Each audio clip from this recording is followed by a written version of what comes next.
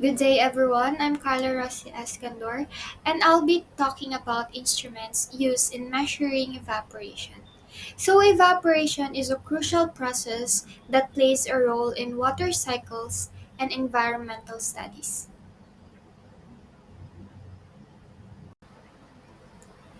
To begin, evaporation measurement is essential for understanding water loss, especially in fields such as agriculture and hydrology.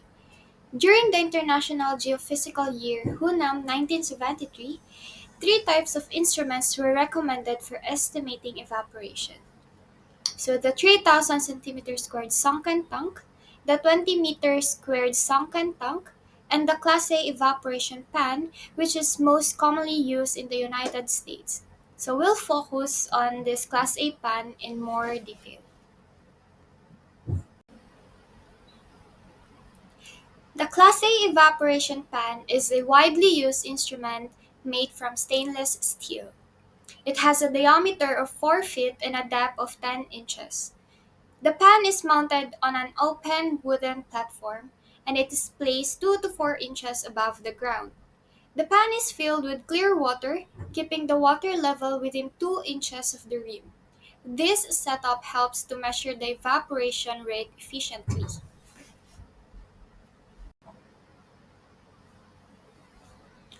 Now, let's look at how water depth is measured in the Class A pan. This is done using two components, a stilling well and a hook gauge. So a stilling well which ensures that the water surface is smooth and unaffected by wind. By the hook gauge, which consists of a pointed hook moved by a macrometer, the hook is lowered below the water surface and then raised until it slightly disturbs the water's surface film. This movement allows us to measure the water depth very precisely with micrometer readings taken to the nearest thousandth of an inch.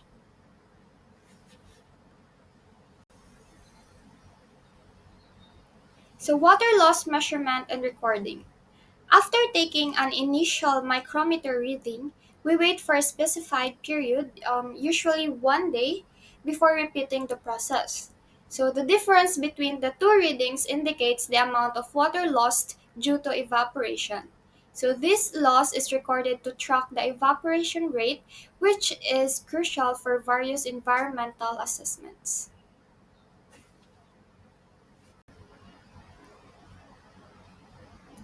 So one important consideration when measuring evaporation is rainfall.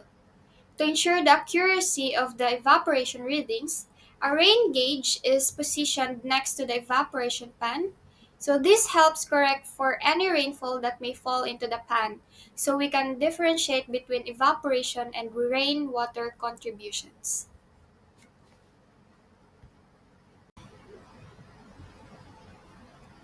So let's talk about the discrepancy between evaporation in a pan versus a lake or pond. So it's important to note that the evaporation rate in a pond does not exactly match that of a lake or pond. So the pan has a smaller volume and it's exposed to environmental factors in a different way compared to a natural water body. Also, water temperature patterns in the pan can differ significantly from those in a lake or pond. So additionally, the water surface in a pan is smaller and smoother, which also influences evaporation rates.